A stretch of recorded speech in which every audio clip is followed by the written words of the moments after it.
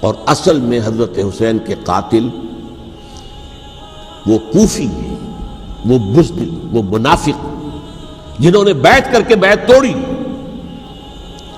اس کے بعد واقعہ حرہ بھی ہوا جو واقعہ کربلا سے بھی بعض اعتبارات سے زیادہ بھیانک اور زیادہ گھناؤنا واقعہ بنو امیہ کی تاریخ ہے، جس کو لوگ جانتے ہی نہیں۔ مدینہ کے کچھ لوگوں نے بغاوت کی اور انہوں نے اس کے خلاف فوج بھیجی، اور فوج کو جب مدینہ فتح کر لیا 3 دن کے لیے حلال کر دیا، جو چاہو کرو، یہاں جسے چاہو مارو، جسے چاہو لوٹو، جس کا گھر چاہو برباد کرو، جس عورت کو چاہو ریپ کرو۔ اور یہ مدینہ النبی کے اندر ہوا۔ تو کاٹ کھانے والی ملوکیت کے اندر بہت سے واقعات ہوئے۔ عبداللہ ابن زبیر کھڑے ہوئے، انہوں نے حکومت قائم کی تھی، لیکن یہ کہ وہ تو 6 سال کے لیے کامیاب بھی رہے، ایک حکومت قائم کی، بنو امیہ کے ہاتھ پر بیعت نہیں کی، بالآخر ان کی حکومت بھی ختم ہو گئی۔ پھر حضرت زید کھڑے ہوئے، انہوں نے بغاوت کی، وہ بھی ناکام رہ گئے۔ پھر بنو عباس میں کھڑے ہوئے حضرت نفس زکیہ، حضرت حسن رضی اللہ تعالیٰ عنہ کے اولاد میں سے، وہ بھی ناکام ہو گئے، شہید ہو گئے۔ انہوں نے عوام کو ایسا کھڑا کیا ہے کہ 20,000 سے لے کر 30,000 کے درمیان انسانوں نے جانیں دے دی۔ عورتوں کے جلوس نکلے، شیرخوار بچہ گود میں ہے عورت کے، اور گولی کھا رہی ہے اور مر رہی ہے، گر رہی ہے۔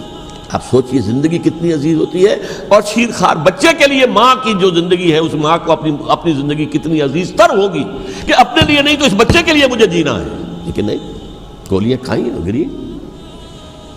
یہ جذبہ انہی میں ہے۔ واقعہ یہ ہے کہ اہل سنت کے اندر یہ جذبہ نہ ہونے کے برابر ہے۔ یہ میں واشگاف الفاظ میں کہہ رہا ہوں۔ پورے عالم اسلام میں صرف شیعہ ایران ایسا نکلا ہے کہ جس نے بادشاہت کا خاتمہ کیا، باقی سعودی عرب میں بادشاہت بیٹھی ہوئی ہے، ڈٹ کر بیٹھی ہوئی، اربوں ڈالر کا ایک محل بنتا ہے ان بادشاہوں کا، اور سنی سن ہے، سن، کوئی حرکت نہیں۔ کہ وہ ایک شخص کا کارنامہ، وہ یہودی فتنہ گر، وہ روح مصدق کا بروز، ہر قبا ہونے کو ہے اس کے جنوں سے تار تار۔ اسی طرح وہ عبداللہ ابن سبا یہودی فتنہ گر۔ آج اہل تشیع میں سے بعض حضرات کہتے ہیں کہ یہ عبداللہ ابن سبا یہ تو افسانوی شخصیت ہے، اس کی حقیقت کوئی تھی ہی نہیں، حالانکہ ان کی اپنی کتاب میں رجال کشی کے اندر اس کا ذکر موجود ہے۔ اور یہ بھی موجود ہے کہ حضرت علی رضی اللہ تعالیٰ عنہ نے اپنے عہد خلافت میں اسے زندہ جلوایا ہے۔ اس کی وجہ کیا تھی؟ یہ آیا مدینے کے اندر اسلام کا لبادہ اوڑھ کر، اس نے چند عقیدوں کی اشاعت شروع کی۔ سب سے پہلے حضرت علی تو خدا ہیں، گاڈ انکارنیٹ، اوتار کا تصور، جیسے ہندوؤں میں ہے رام چندر جی خدا کا اوتار، اور عیسائیت میں بھی پہلے گاڈ انکارنیٹ کا تصور تھا کہ حضرت مسیح خدا کا اوتار ہے، انکارنیشن آف گاڈ۔ تو اس نے کہا کہ حضرت علی تو خدا کا اوتار ہے، خدا ہے۔ نمبر 2، اس نے کہا کہ ہر نبی کا ایک وصی ہوتا ہے جس کے حق میں وہ وصیت کرتا ہے، تو حضور صلی اللہ علیہ وسلم کے وصی حضرت علی ہیں، لہذا خلیفہ تو اول روز سے حضرت علی ہیں، حضرت ابو بکر، حضرت عمر، حضرت عثمان یہ تو غاصب ہیں، اور حضرت عثمان کی خلافت تھی اس وقت تو خاص طور پر۔ پھر اس نے جو قبائلی عصبیت تھی اسے بھڑکایا۔ پرانی جو عصبیت چل رہی تھی قریش کے اندر، وہ 2 گھرانے ایک دوسرے کے مد مقابل تھے۔ دیکھیے، ایک ہوتا ہے قبیلہ، ایک ہوتا ہے گھرانہ۔ ہمارے پنجاب میں ایک قبیلہ ہے وٹو قبیلہ، اس کے گھرانے بہت سے، مانے کے، لالے کے، سجے کے، شامت کے، یعنی کوئی لالا تھا ان میں سے بڑا، ان کے بیٹے ہو گئے لالے کے، ان کی اولاد، خاندان یہ کہلاتے ہیں۔ قبیلہ ایک، یہ وٹو قبیلہ۔ تو قبیلہ تھا قریش، اس میں گھرانے بہت تھے، بنو ہاشم، بنو امیہ، بنو تیم، بنو عدی، یہ بہت سے گھرانے تھے۔ تو چوٹی کے 2 گھرانے جو تھے وہ بنو ہاشم اور بنو امیہ، ان کے درمیان چپقلش تھی، مقابلہ، مسابقت، اور یہ مسابقت فی الخیر بھی ہوتی تھی۔ اگر انہوں نے غریبوں کو کھانے کھلائے ہیں تو ہم ان سے بڑھ کر کھلائیں گے، اگر وہ حاجیوں کی خدمت کرتے ہیں تو ہم ان سے بڑھ کر کریں گے۔ تو ان کے اندر یہ مسابقت الخیر بھی تھی، لیکن چپقلش تھی کہ کوئی ہم سے آگے نہ نکل جائے، وہ سمجھتا تھا وہ آگے نہ نکل جائے۔ اس شخص نے اس پرانی عصبیت کو تازہ کیا کہ حضور تو بنو ہاشم میں سے تھے، لہذا خلافت حق ہے بنو ہاشم کا، یہ غاصب ہے۔ اس سے پہلے 2 خلفاء جو تھے وہ نہ بنو ہاشم سے تھے نہ بنو امیہ سے تھے، حضرت ابو بکر بنو تیم میں سے تھے، چھوٹا قبیلہ تھا۔ حضرت عمر بنی عدی میں سے تھے، وہ بھی چھوٹا قبیلہ تھا۔ یہ حضرت عثمان پہلے خلیفہ جو بنو امیہ میں سے تھے، جن کی پرانی چپکلش بنو ہاشم سے تھی، اب اس کو موقع مل گیا کہ پرانی قبائلی عصبیت کو بھڑکائے۔ یہ ہے اصل میں اس فتنے کا پس منظر عبداللہ ابن سبا نے جو آ کر پھیلایا ہے، اور اس کی تفصیل میں اس وقت میں نہیں جا سکتا، کیسے یہ فتنہ پروان چڑھا، کیا انہوں نے اسٹریٹجی اختیار کی، کہ یہ کیا کرتے تھے، گروہ بنا کر بھیجتے تھے لوگوں کو، کوفے میں جاؤ تو وہاں پر دمشق کے گورنر کے خلاف اور مصر کے گورنر کے خلاف الزامات لگاؤ، اس نے یہ کیا، وہ غبن کر گیا، وہ یہ کر گیا، وہ خیانت کر رہا ہے، وہ رشتہ داروں کو پال رہا ہے، اور عثمان کے خلاف بھی تقریریں کرو رضی اللہ تعالیٰ عنہ۔ دمشق میں جاؤ تو کوفے کے گورنر کے خلاف، کیونکہ دمشق کے گورنر کے خلاف بات کرو گے تو لوگوں کو معلوم ہوگا کہ یہ جھوٹ بول رہے ہیں، لیکن یہ کہ وہاں تو تم بات کرو کوفے کے گورنر کے خلاف اور مصر کے گورنر کے خلاف اور حضرت عثمان کے خلاف۔ مصر میں جاؤ تو بات کرو کوفے کے اور شام کے گورنر کے خلاف اور حضرت عثمان کے خلاف۔ یہ انہوں نے ایسا اٹھایا، اور اس زمانے میں آپ کو معلوم ہے ذرائع رسل و رسائل تھے نہیں، نہ اس فتنے کی پتہ چل سکا جب تک کہ وہ فتنہ جو ہے پوری طرح برگ و بار لا کر تراور درخت نہیں بن گیا۔ اس کے نتیجے میں حضرت عثمان رضی اللہ تعالیٰ عنہ شہید ہوئے، اور خلیفہ پھر حضرت علی رضی اللہ تعالیٰ عنہ کو انہی سبائیوں نے، جنہوں نے گھیراؤ کیا تھا، جنہوں نے حضرت عثمان کو شہید کیا ہے، یہی حضرت علی رضی اللہ تعالیٰ عنہ کے ارد گرد ہو گئے۔ اور حضرت علی رضی اللہ تعالیٰ عنہ بھی نہیں چاہتے تھے خلافت کی بیعت لینا، لیکن آخر کیا کرتے؟ کیا وہ امت کو بغیر خلیفہ کے چھوڑ دیتے؟ حضرت زبیر سے کہا گیا، انہوں نے نہیں مانا، رد کر دی بات۔ حضرت طلحہ سے کہا گیا، انہوں نے نہیں مانا۔ حضرت علی سے کہا گیا، اب عشرہ مبشرہ میں سے یہی تو تھے نا، لہذا انہوں نے تسلیم کر لیا، خلافت ہو گئی۔ لیکن اس کے بعد جو خانہ جنگی ہوئی ہے، اس خانہ جنگی کے نتیجے میں نوٹ کر لیجئے کہ 1,00,000 کے قریب مسلمان ایک دوسرے کی تلواروں اور نیزوں اور برچھیوں اور تیروں سے ختم ہو گئے، ہلاک ہو گئے۔ یہ ہماری تاریخ کا تاریک ترین باب ہے۔ 5 سال، 4.5 سال حضرت علی کی خلافت کے، اور 6 مہینے حضرت حسن کی خلافت کے رضی اللہ تعالیٰ عنہ۔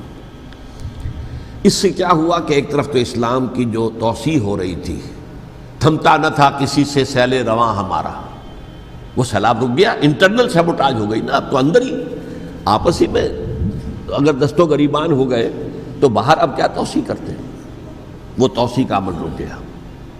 اور یوں سمجھیے کہ جیسے ٹرک اگر کبھی چل رہا ہو، بھرا ہوا ہو، لوڈڈ، اور وہ چڑھائی چڑھ رہا ہو، تو اگر کہیں موشن ٹوٹ جائے، ٹرک کو رکنا پڑے، تو ڈرائیور کے جان پر بن جاتی، اس لیے کہ اس کو دوبارہ سٹارٹ کرنا، اور جبکہ وہ چڑھائی پر ہے، انکلائن پر ہے، آسان کام نہیں ہوتا، خطرہ ہوتا ہے وہ پیچھے جو ہے وہ نہ جائے۔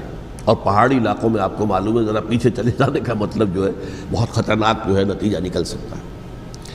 بہرحال حضرت علی رضی اللہ تعالیٰ عنہ نے اپنے خلافت میں ایک کام یہ کیا، اب اس کی کیا مصلحتیں تھیں یہ تو انہی کے علم میں ہوگا، ہم قیاس کر سکتے ہیں، اور میں اس طرف میں نہیں جانا چاہتا۔ ابھی تک خلافت کا مرکز تھا مدینہ منورہ، حضرت ابوبکر، حضرت عمر، حضرت عثمان، وہیں جہاں حضور صلی اللہ علیہ وسلم رہے تھے اور جہاں پر کہ حضور مدفون تھے۔ لیکن حضرت علی نے اپنا مرکز جو ہے وہ کوفہ بنا دیا۔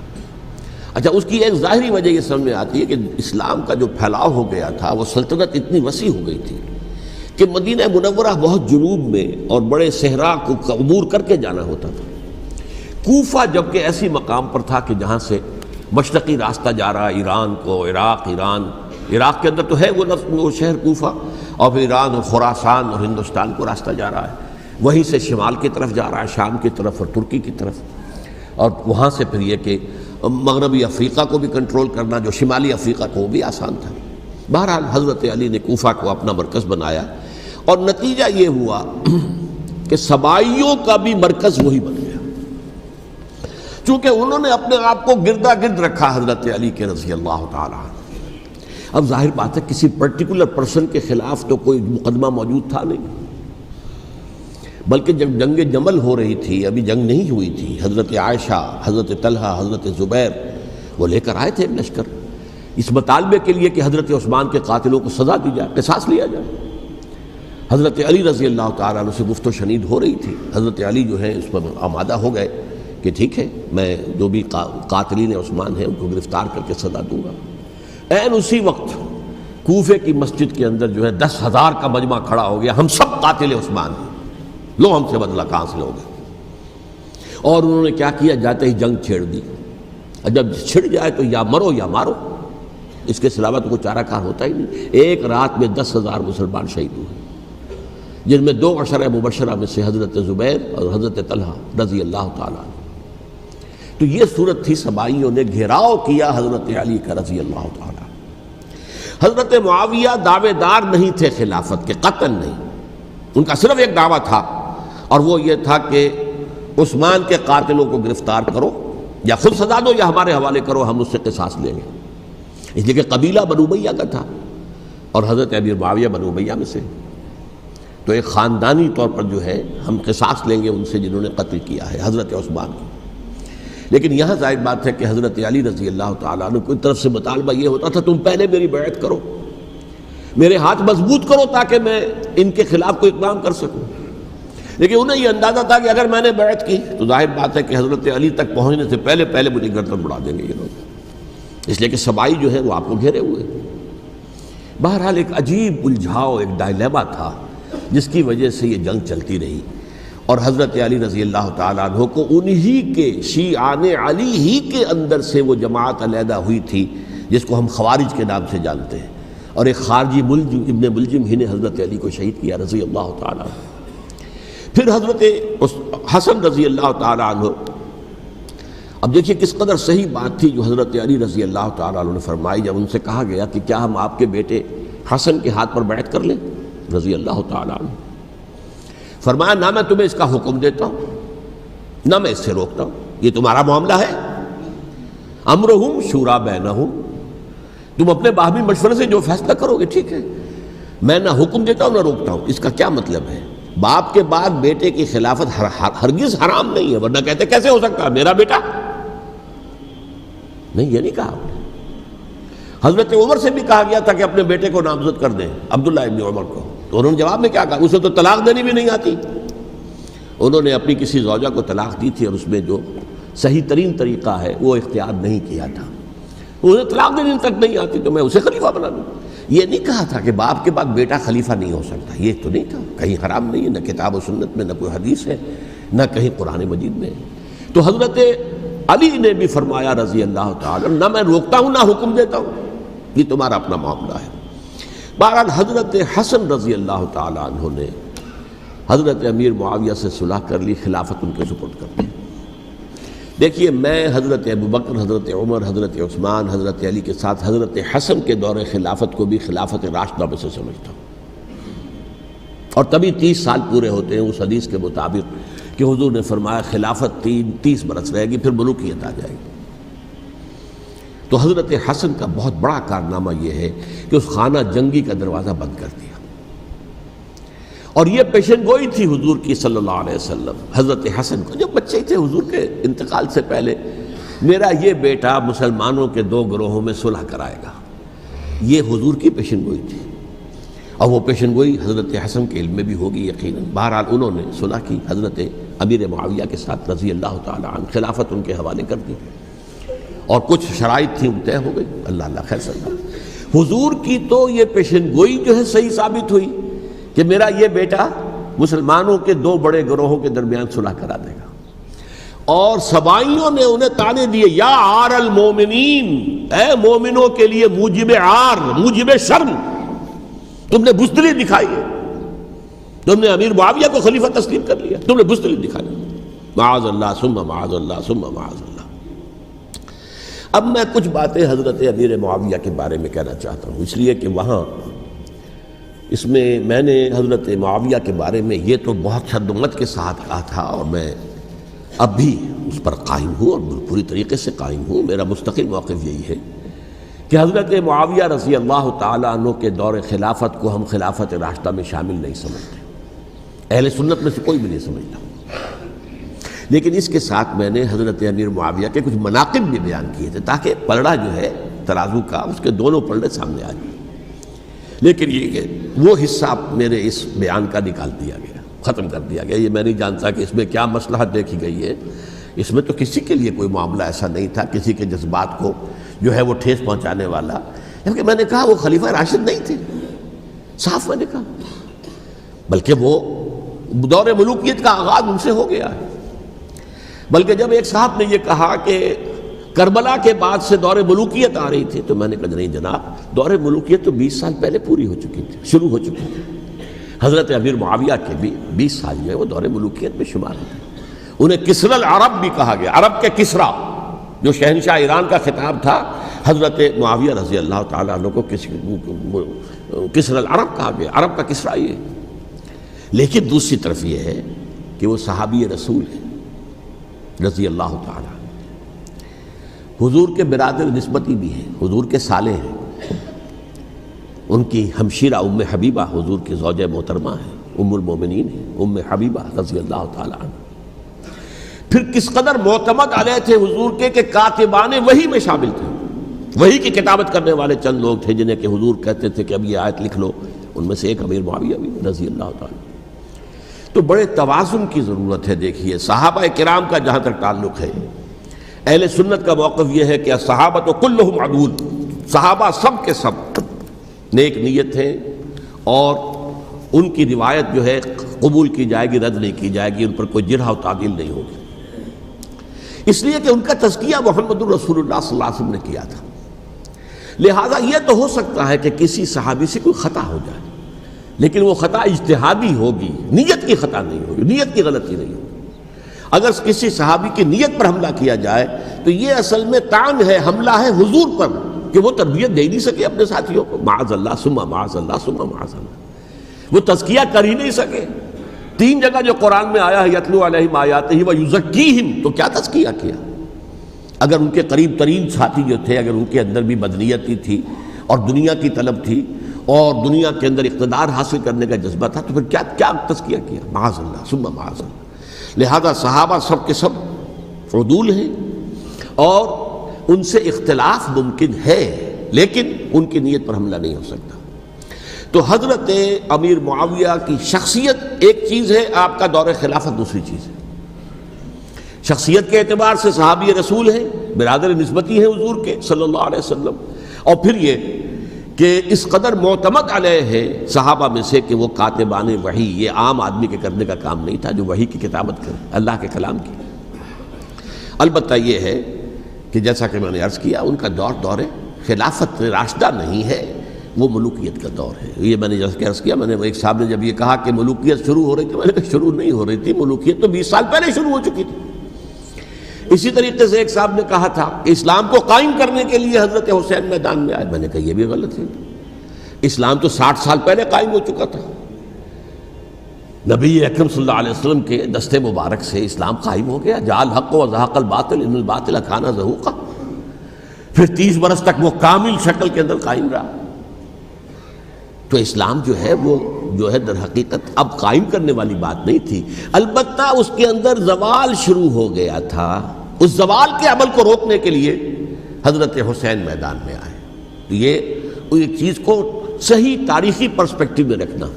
تو جس طرح سے دین کو قائم کرنے کے لیے دیکھیے، قائم تو کیا محمد رسول اللہ صلی اللہ علیہ وسلم والذین معہ رضی اللہ تعالیٰ عنہ، انہوں نے کیا تھا. ہاں اب جو ہے وہ اپنی اس شاندار حیثیت سے نیچے گرنے لگا تھا. وہ میں بعد میں عرض کروں گا کہ میں نے اسے کیا عرض کیا تھا کہ یہ اس زوال کو روکنے کے لیے کسی طریقے سے یہ اپنی اصل حقیقت میں قائم رہے. یہ حضرت حسین رضی اللہ تعالیٰ عنہ کی سعی تھی. اچھا، حضرت امیر معاویہ کے جو 20 سال ہیں وہ پورے امن، سکون، اطمینان، کوئی جھگڑا، کوئی فساد، کوئی اختلاف، کوئی باہمی فانت دنی، کچھ 20 سال. یہ بھی تاریخ کی بڑی چشم کشا حقیقت ہے جو عام طور پر لوگوں کے علم میں نہیں ہے. سبائی بھی دبکے رہے. حضرت امیر معاویہ کی حکومت اتنی مضبوط تھی، کنٹرول، کہ ان کو کچھ سر اٹھانے کا موقع نہیں ملا. موجود تھے، دبکے رہے. جیسا کہ میں نے کہا، ریولوشن کے آخری مرحلے پر آ کر جو مخالفین ہیں وہ دب جاتے ہیں کہ پھر دیکھیں گے، موقع ملے گا تو پھر لیں گے ان سے حساب کتاب. 20 سال رہے ہیں پورے امن کے.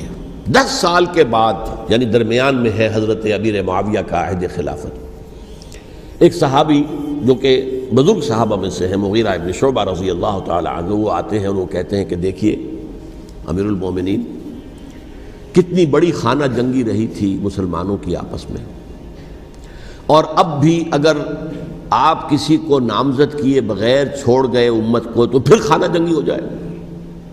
1 لاکھ اس وقت جو ہے وہ ہلاک ہوئے تھے، نہ معلوم اب کتنے ہلاک، لہٰذا آپ اپنی زندگی ہی میں نامزد کر دیجئے کسی کو خلیفہ، ولی عہد بنا دیجئے۔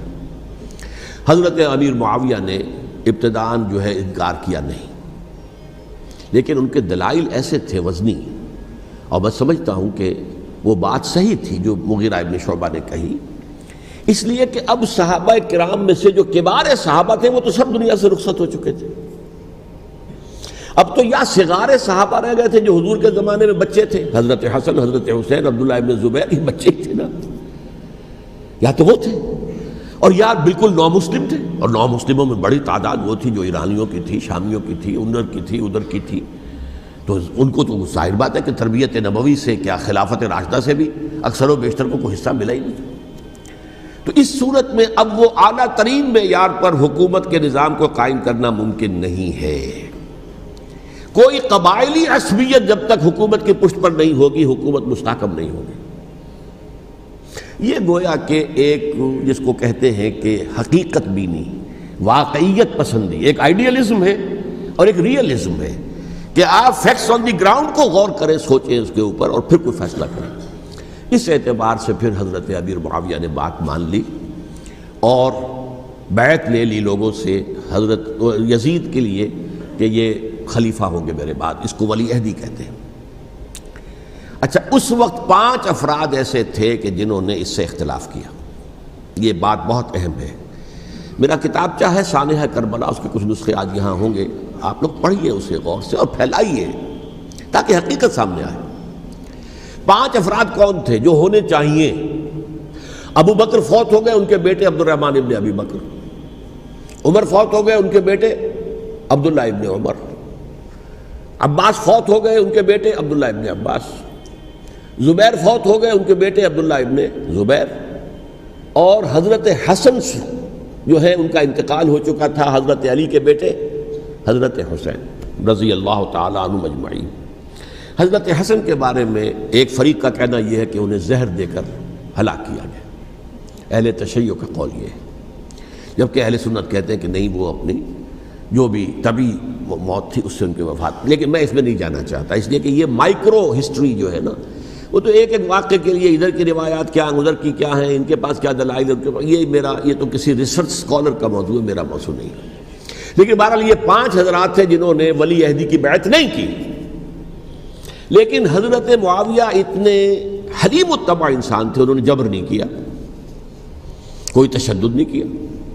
ٹھیک ہے، ولی عہدی کی بیعت نہیں کر رہے، کوئی بات نہیں، میری بیعت تو کی ہوئی ہے نا، ابھی تو میں زندہ ہوں، بات ختم ہو گئی، میری بیعت کو تو نہیں توڑا انہوں نے، فسخ بیعت نہیں کی۔ اس اعتبار سے انہوں نے نہ کوئی تشدد کیا، نہ جبر کیا، نہ کوئی مواخذہ کیا۔ لیکن جب امیر معاویہ کا انتقال ہو گیا، اب ولی عہدی کی بجائے وہ اب خلافت کی بیعت ہوئی، سب لوگوں نے بیعت کر لی۔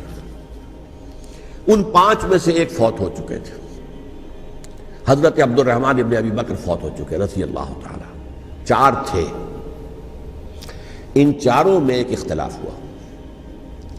2 کی رائے یہ تھی، عبداللہ ابن عمر، عبداللہ ابن عباس، کہ اگرچہ یہ کام غلط ہوا ہے، اسلام کی روح کے منافی ہوا ہے، یہ بادشاہت کی بنیاد پڑ رہی ہے، لیکن یہ بات ایسی نہیں ہے کہ اس کی بنا پر ہم خانہ جنگی شروع کروا دیں، امت کے اندر خون خرابہ کروائیں، فساد کروائیں، لہذا انہوں نے بیعت کر لی۔ اب کوئی اگر یہ کہے معاذ اللہ کہ وہ بک گئے تھے یزید کے ہاتھ میں، معاذ اللہ ثم معاذ اللہ، وہی بات آپ اختلاف کر سکتے ہیں کہ انہیں نہیں کرنی چاہیے تھی، یہ کوئی رائے رکھے، مجھے اختلاف نہیں، لیکن ان کی نیت پر حملہ کریں گے تو حملہ محمد رسول اللہ پر ہوگا صلی اللہ علیہ وسلم۔ عبداللہ ابن عمر کون ہیں؟ کتنی حدیثیں ان سے جو ہے وہ منقول ہیں۔ عبداللہ ابن عباس کون ہیں؟ جنہیں حضور نے جو ہے جن کے لیے دعا کی تھی، اے اللہ فقہہ فی الدین وعلمہ التاویل، اے اللہ اس نوجوان کو دین کا فہم عطا کر اور قرآن کی تعویل اور تفسیر کا علم عطا کر، حبر الامہ کہلاتے ہیں۔ وہ کہیں پیسوں اور ٹکوں کے عوض بک جانے والے نہیں تھے، انہوں نے امت کی مصلحت دیکھی، نیت جو ہے اس پر حملہ نہ کیجیے، البتہ اختلاف کا حق آپ کو حاصل ہے۔ دو حضرات جو ہے ڈٹے رہے کہ نہیں، ہمیں کم وٹ میں ریزسٹ کرنا ہے۔ عبداللہ ابن زبیر عمر کے اعتبار سے وہ بڑے ہیں، مسلمانوں میں سب سے پہلے ولادت مدینے میں جا کر جو ہوئی ہے وہ عبداللہ ابن زبیر کی ہوئی ہے۔ ہجرت کر کے جب مہاجرین وہاں پہنچے، کچھ عرصے تک کسی کے ہاں کوئی اولاد نہیں ہوئی، تو لوگوں نے تانے دینے شروع کر دیے کہ معلوم ہوتا ہے کہ یہاں آ کر یہ مکے کے رہنے والے جو ہیں کمزور ہو گئے ہیں، ان کی ہاں اولاد ہی نہیں ہو رہی۔ پھر عبداللہ ابن زبیر کی ولادت ہوئی ہے، یہ حضرت ابو بکر کے نواسے ہیں، حضور کی زوجہ محترمہ حضرت عائشہ کی بہن، حضرت دیکھیے ابھی نام نکل گیا ہے جی، حضرت اسماء رضی اللہ تعالی عنہا عنہما، یہ ان کے صاحبزادے ہیں، حضرت زبیر کے بیٹے۔ ان کا فیصلہ ہوا کہ ہمیں رجسٹ کرنا ہے کم وٹ میں، ایٹ اینی کاسٹ۔ حضرت حسین ابن علی رضی اللہ تعالی عنہما کا بھی فیصلہ ہوا کہ ہمیں رجسٹ کرنا ہے کم وٹ میں۔ البتہ ان میں بھی ایک اختلاف ہو گیا، یعنی یہ دو تو جڑے رہے، ان دو میں اختلاف ہو گیا۔ عبداللہ ابن زبیر کا کہنا یہ تھا کہ ہمیں حجاز میں رہنا چاہیے، یہ سرزمین ہے جس میں نبوت کی برکات سب سے زیادہ ہیں، یہاں ہم مضبوط قلعے کے اندر ہیں، ہمیں یہاں سے جو ہے رجسٹ کرنا چاہیے اور ختم کرنا چاہیے اس نظام کے اندر جو خرابی آ گئی ہے اس کو۔ حضرت حسین رضی اللہ تعالیٰ عنہ کے پاس خطوط کا تانتا بنا ہوا تھا، کوفے سے لوگ خط لکھ رہے تھے، آئیے آئیے آئیے، ہم آپ کے ہاتھ پر بیعت کریں گے، ہم آپ کے ہاتھ پر بیعت کریں گے، ہم آپ کے ہاتھ پر بیعت کریں گے۔ یہی وہ کوفہ جو حضرت علی کا دارالخلافہ رہا تھا اور جو پھر سبائیت کا گڑھ بن گیا تھا۔ چنانچہ حضرت حسین نے حضرت مسلم بن عقیل کو بھیجا وہاں پر کہ میرے نمائندے کی حیثیت سے جا کر وہاں پر بیعت لو۔ 10-12 ہزار افراد نے بیعت کر لی، لیکن اس کے بعد یزید کی طرف سے گورنر بنا کے بھیجا گیا ابن زیاد کو۔ ابن زیاد نے آ کر جو تشدد کیا اور سختی کی تو سب کے سب بیعت توڑ کر اور سب منحرف ہو گئے۔ مخلصین تو وہ تھے نہیں، الکوفی لایوفی، کوفی جو ہے وہ تو کوئی وعدہ وفا کرنے والا ہوتا ہی نہیں، بیعت توڑ دی۔ فمن نقص فانما ينقص على نفسه، بیعت کے بعد بیعت توڑ دینا بہت بڑا گناہ ہے، توڑ دی۔ ادھر اطلاع مل گئی حضرت حسین کو، چل چکے تھے وہ، راستے میں تھے کہ وہاں تو مسلم بن عقیل شہید ہو گئے اور سب لوگوں نے بیعت توڑ دی۔ اب واپس جانا چاہتے تھے، لیکن مسلم بن عقیل کے بیٹے جو ہے اڑ گئے۔ یہ عرب کی اپنی ایک جو ہے پرانی ان کی حمیت اور ان کا قبائلی نظام کہ اب ہم اپنے والد کے خون کا قصاص لیے بغیر نہیں جائیں گے۔ حضرت حسین رضی اللہ تعالیٰ عنہ کی مروت اور شرافت کہ یہ میرا ساتھ دینے کے لیے آئے تھے، اب میں ان کا ساتھ نہ دوں تو یہ تو شرافت اور مروت کے خلاف ہے۔ کہا اچھا چلو چلتے۔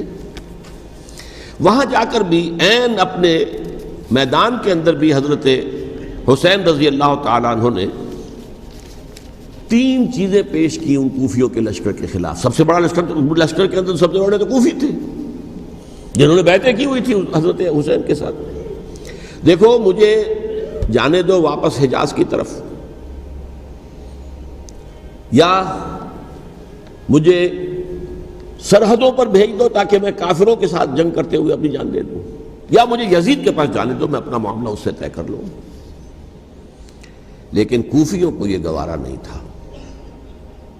اگر یہ یزید کے پاس پہنچ گئے تو ہمارا کچا چٹھا بیان کر دیں گے کہ مجھے تو ان لوگوں نے ورغلا کر بلایا تھا۔ اس لیے کہ دیکھیے حضرت امیر معاویہ کے 20 سالوں کے دوران میں بتا چکا ہوں، ان کی حکومت اتنی مستحکم تھی کہ اس کے خلاف کوئی فتنہ اٹھانا ممکن نہیں تھا۔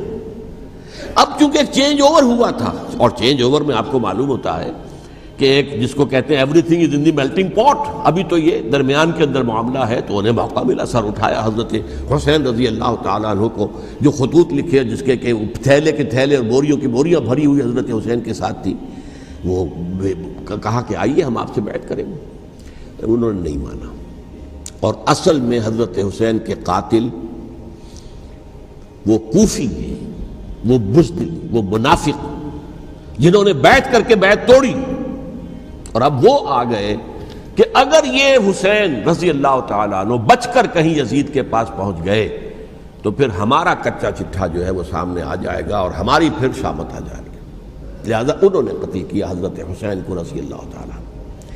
ایک بات جو علامہ ڈاکٹر قلب صادق نے فرمائی، اور میرے علم میں یہ بات پہلے نہیں تھی، وہ یہ کہ حضرت حسین کے قتل کا فتویٰ ایک بہت بڑے مفتی نے دیا تھا۔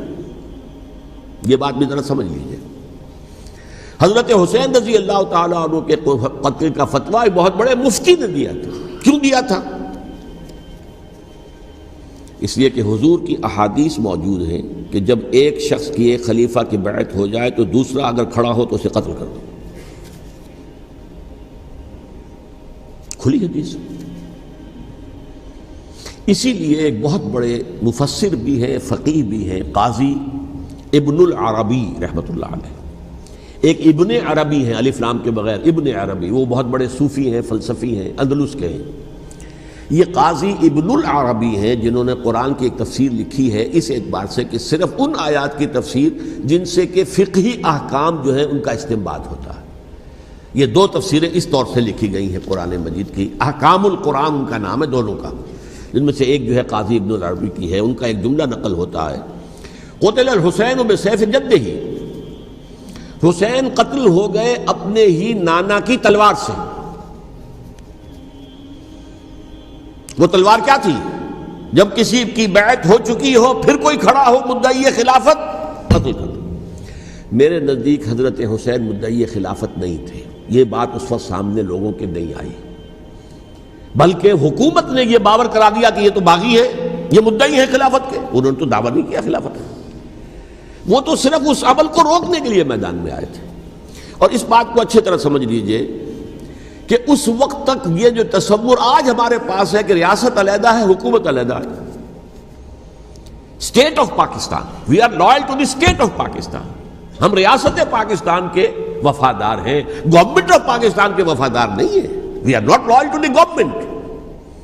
گورنمنٹ تو کبھی بے نظیر کی تھی، ہم اس کے خلاف تحریک چلا رہے تھے، یا کبھی کسی اور کی تھی اس کے خلاف تحریک چل رہی ہے، یا کبھی ضیاء الحق کی تھی اس کے خلاف تحریک چل رہی ہے۔ گورنمنٹ کو بدلنا تو عوام کا حق ہے، آج، اس وقت نہیں تھا۔ اس وقت ریاست اور حکومت کا کوئی فرق نہیں تھا، لہذا جو حکومت سے اختلاف کرے گویا کہ باغی ہے۔ یہ ہے اصل میں وہ پیچیدہ مسئلہ کہ کیوں کسی مفتی نے فتویٰ دے دیا، اس لیے کہ اس وقت تک ریاست اور حکومت کا فرق واضح نہیں تھا دنیا پر۔ یہ تو ابھی کوئی 100-150 سال کی بات ہے کہ آج ہمارا جو پولیٹیکل سائنس کا ایولیوشن ہوا ہے وہ اسٹیج تک پہنچ گیا ہے کہ اسٹیٹ علیحدہ ہے، حکومت علیحدہ ہے۔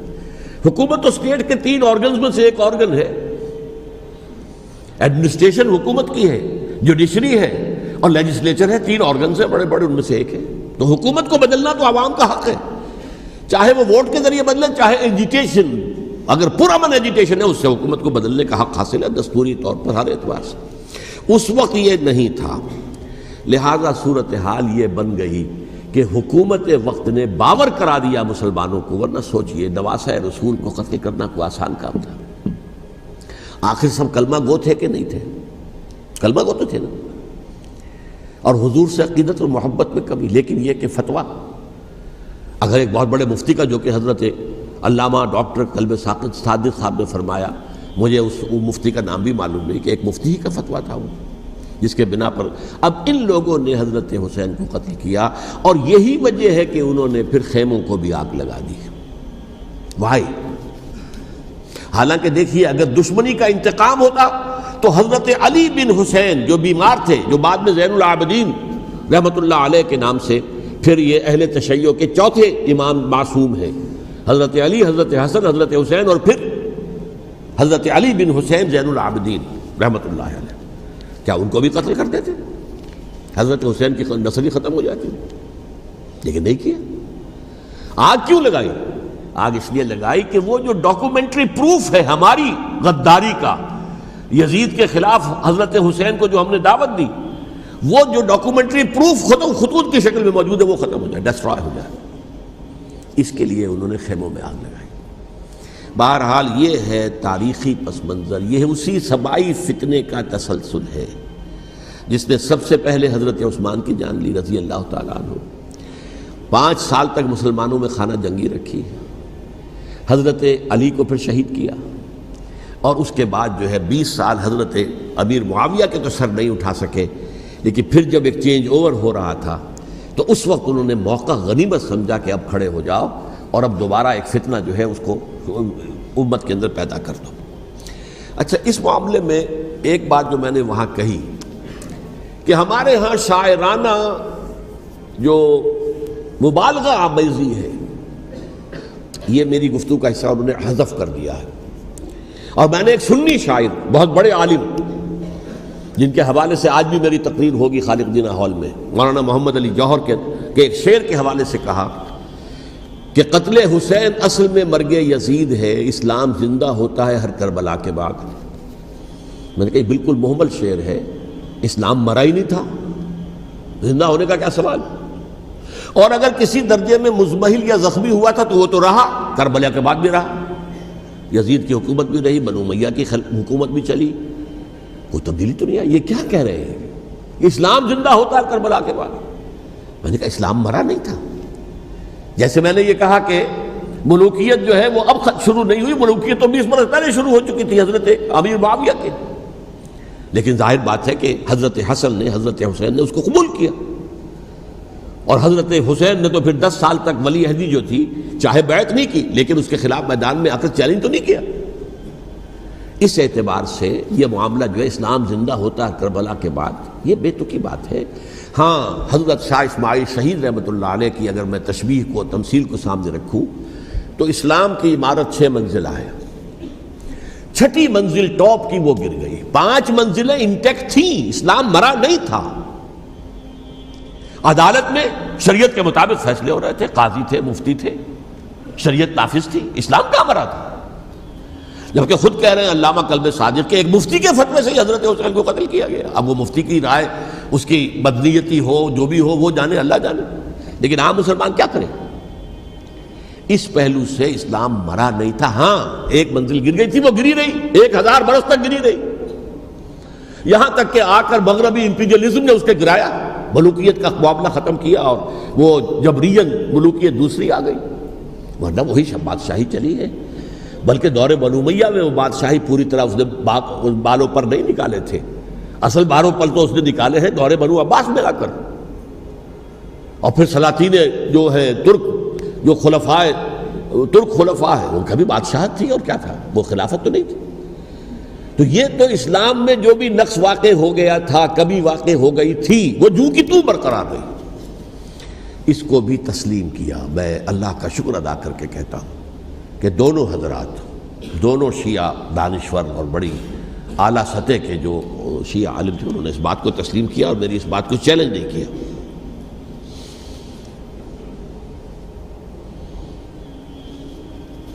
اصل میں تیسری بات میں نے یہ کہی کہ دیکھیے حضرت حسین رضی اللہ تعالی عنہ کی اس شہادت کے بعد، اس کے بعد واقعہ حرہ بھی ہوا، جو واقعہ کربلا سے بھی بعض اعتبارات سے زیادہ بھیانک اور زیادہ گھناؤنا واقعہ ہے، بنو امیہ کی تاریخ ہے جس کو لوگ جانتے ہی نہیں۔ مدینہ کے کچھ لوگوں نے بغاوت کی اور انہوں نے اس کے خلاف فوج بھیجی، اور فوج کو جب مدینہ فتح کر لیا، 3 دن کے لیے حلال کر دیا، جو چاہو کرو، یہاں جسے چاہو مارو، جسے چاہو لوٹو، جس کا گھر چاہو برباد کرو، جس عورت کو چاہو ریپ کرو، اور یہ مدینہ النبی کے اندر ہوا۔ تو کاٹ کھانے والی ملوکیت کے اندر بہت سے واقعات ہوئے۔ عبداللہ ابن زبیر کھڑے ہوئے، انہوں نے حکومت قائم کی تھی، لیکن یہ کہ وہ تو 6 سال کے لیے کامیاب بھی رہے، ایک حکومت قائم کی، بنو امیہ کے ہاتھ پر بیعت نہیں کی، بالآخر ان کی حکومت بھی ختم ہو گئی۔ پھر حضرت زید کھڑے ہوئے، انہوں نے بغاوت کی، وہ بھی ناکام رہ گئے۔ پھر بنو عباس میں کھڑے ہوئے حضرت نفس زکیہ، حضرت حسن رضی اللہ تعالیٰ عنہ کے اولاد میں سے، وہ بھی ناکام ہو گئے، شہید ہو گئے۔ پھر یہ سمجھ لیا گیا کہ اب یہ جہاں تک 6ٹھی منزل ہے وہ تو دوبارہ تعمیر نہیں ہو سکتی، یہ تو جس کی لاٹھی اس کی بھینس، جس کے پاس طاقت ہوگی اس کی حکومت ہوگی، جس کا قبیلہ زیادہ قوی ہوگا، جس قبیلے میں زیادہ عصبیت ہوگی، مضبوط ہوگا، متحد ہوگا، طاقتور ہوگا، اسی کی حکومت ہوگی۔ البتہ اس کے نیچے لوگوں کے اخلاق کی اصلاح کرو۔ صوفیاء کرام نے وہ کام اپنے ذمے لیا، اور بالکل وہی کام ہے کہ جو ائمہ اہل بیت کرتے رہے۔ حضرت حسن کی اولاد میں پھر حضرت علی بن حسین رضی اللہ تعالی، حضرت حسین کی اولاد میں، پھر امام محمد باقر، امام محمد جعفر صادق، اور اس کے بعد بھی 5 اور، کسی نے بغاوت نہیں کی۔ جیسے علماء کرام کام کر رہے تھے اور جیسے صوفیاء کرام کام کر رہے تھے، ایسے ہی وہ مسلمانوں کی علمی تربیت، روحانی تربیت و تزکیہ کر رہے تھے، کسی نے حکومت کو چیلنج نہیں کیا۔ نوٹ کر لیجیے اس بات کو۔ حضرت علی نے بھی چیلنج نہیں کیا تھا، حضرت حسن نے چیلنج نہیں کیا، خود صلح کر لی۔ تو ائمہ اہل بیت جو 12 یہ گنتے ہیں، جن میں سے آخری جو ہے حضرت مہدی کو تو ابھی ظاہر ہونا ہے، ان کے عقیدے کے مطابق وہ روح پوش ہیں، وہ ظاہر ہوں گے، لیکن 11 حضرات کے بارے میں یہ کہ حضرت حسین کے سوا کسی نے بھی چیلنج نہیں کیا وقت کے نظام، اور حضرت حسین نے بھی اس مغالطے پر کیا کہ کوفی ساتھ دیں گے، اور یہ موقع ہے کہ یہ جو 6ٹھی منزل اسلام کی گر گئی ہے اسے دوبارہ تعمیر کر دیا جائے۔ انہوں نے خلافت کا دعویٰ نہیں کیا تھا، یہ انہیں عوام کو مغالطے میں مبتلا کیا گیا کہ یہ خلافت کا مدعی ہو کر سامنے آیا۔ جیسا کہ میں نے آپ سے کہا تھا، امیر معاویہ نے حضرت علی کے عہد خلافت میں کبھی خلافت کا دعویٰ نہیں کیا، مدعی خلافت نہیں تھے وہ تو یہ کہتے تھے کہ قاتلان حسین جو ہے، قاتلان عثمان کو سزا دو، قصاص دو، بس۔ اسی طرح حضرت حسین نے بھی، اب دیکھیے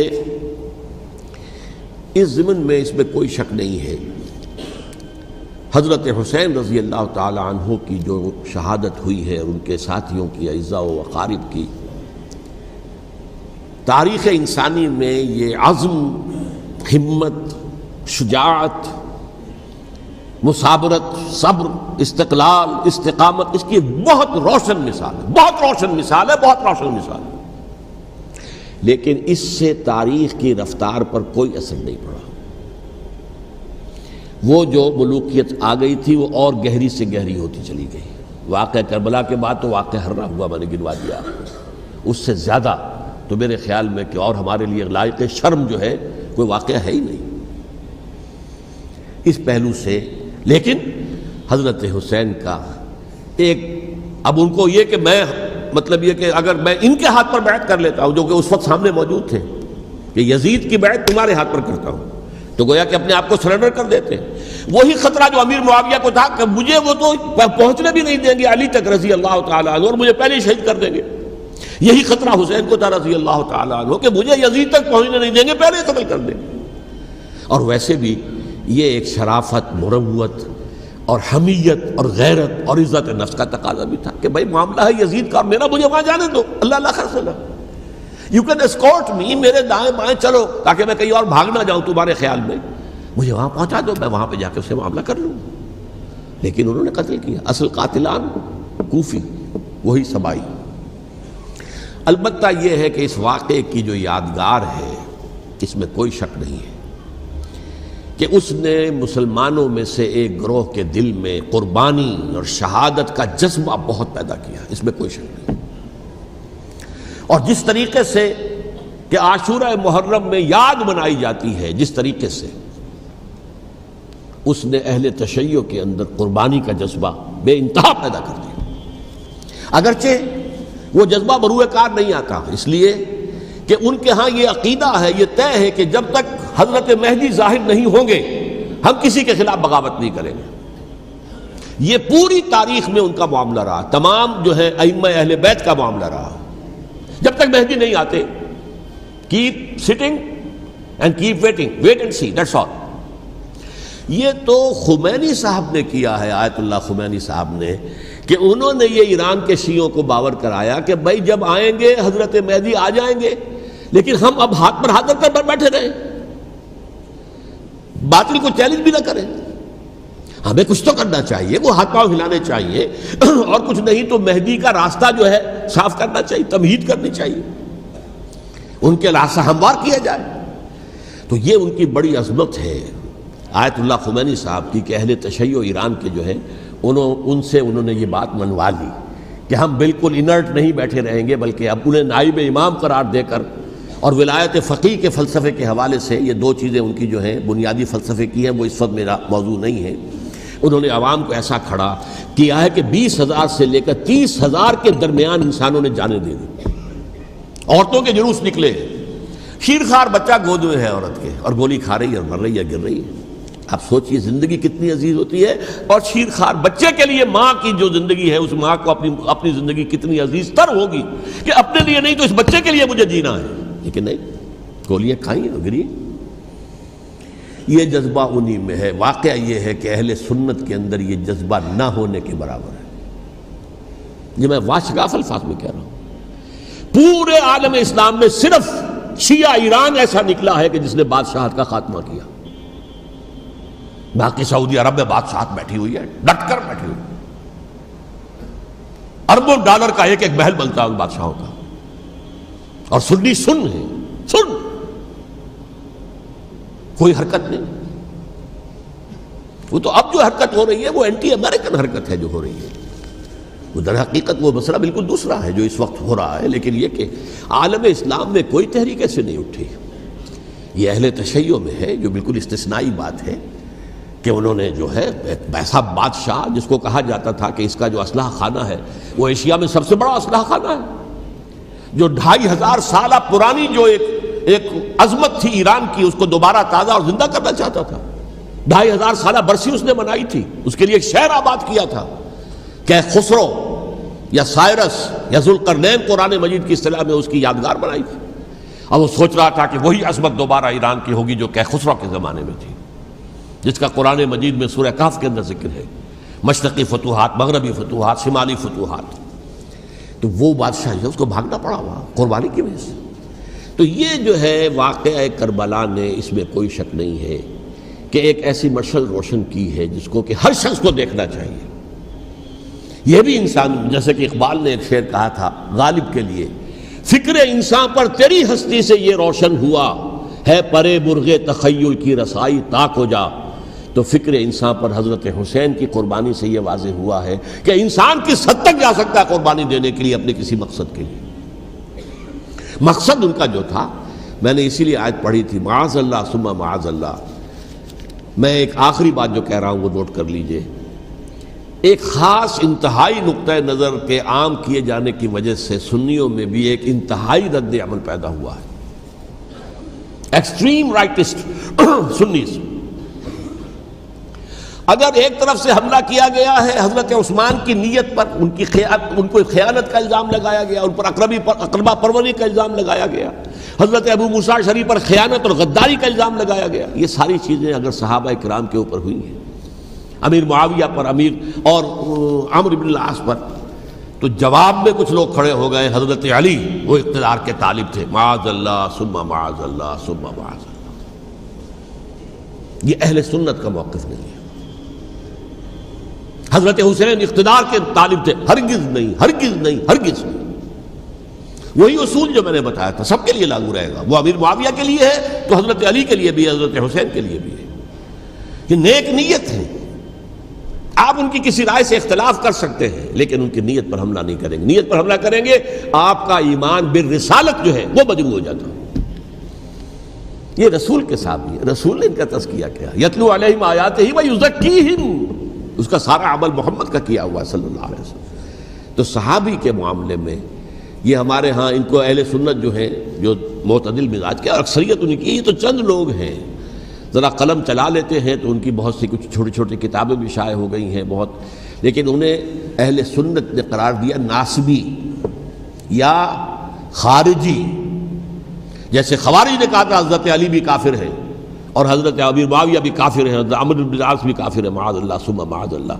ایسے ہی کچھ لوگ حضرت حسین پر بھی الزام لگاتے ہیں کہ اقتدار کی ہوس اور طلب کے اندر انہوں نے یہ سارا سفر کیا تھا، اور بس یہ ہے کہ وہ جو بازی تھی وہ ہار گئے. اللہ اللہ خیر صلی اللہ، اس سے آگے کیا ہے معاملہ؟ نہیں، معاذ اللہ ثم معاذ اللہ. اسی لیے میں نے آیت آج جو پڑھی تھی ایک اور جو بہت بظاہر آپ کو معلوم ہوئی ہوگی، غیر متعلق ہے میرے آج کے عنوان سے. تلک الدار الآخرۃ نجعلھا للذین لا یریدون علوا فی الارض ولا فسادا. یہ سورہ قصص کے آخری آیات میں سے. دیکھو یہ آخرت کا گھر جو ہے وہ ہم خاص کر دیں گے ان لوگوں کے لیے جو اس زمین میں اپنے اقتدار کے طالب نہیں ہوتے. زمین میں اقتدار کے طالب ہوگے فساد ہو جائے گا. تم بھی طالب، میں بھی طالب، جھگڑا ہوگا، لڑائی ہوگی، دنگا ہوگا، فساد ہوگا. تلک الدار الآخرۃ نجعلھا للذین لا یریدون علوا فی الارض ولا فسادا، جو لوگ زمین میں اپنے اقتدار کے طالب اور اس کے نتیجے میں فساد پیدا کرنے والے نہیں ہیں، ان کے لیے ہم نے آخرت کا گھر خاص کیا ہے۔ والعاقبۃ للمتقین، اور عاقبت جو ہے، انجام کار، آخرت جو ہے وہ تو متقیوں کے لیے ہے۔ اسی میں آئیں گے سب صحابہ کرام، خواہ وہ حضرت علی ہیں رضی اللہ تعالیٰ عنہ، اور خواہ وہ حضرت امیر معاویہ ہیں، حضرت عثمان ہیں رضی اللہ تعالیٰ عنہما، خواہ حضرت حسن ہیں، حضرت حسین ہیں رضی اللہ تعالیٰ عنہما، خواہ عبداللہ ابن زبیر ہیں، خواہ عبداللہ ابن عباس ہیں، خواہ عبداللہ ابن عمر ہیں رضی اللہ تعالیٰ عنہم اجمعین۔ اس اصول کو سامنے رکھ کر اختلاف آپ کر سکتے ہیں کسی سے بھی، لیکن کسی کی نیت پر حملہ کریں گے تو اصل میں آپ کا ایمان بالرسالت مجروح ہو جائے گا۔ علی کو نبی اکرم صلی اللہ علیہ وسلم نے اپنا نائب بنا کر چھوڑا تھا جب غزوہ تبوک میں جا رہے تھے مدینے میں۔ حضرت علی نے کہا بھی کہ مجھے آپ عورتوں کے ساتھ بٹھا کے جا رہے ہیں۔ فرمایا تمہارا مقام میرے ساتھ وہی ہے جو موسیٰ کے ساتھ ہارون کا تھا۔ ہارون کو چھوڑ کر گئے تھے نا یہودیوں کے پاس جب گئے تھے تورات لینے کے لیے، تو تمہارا وہی مقام ہے میرے ساتھ۔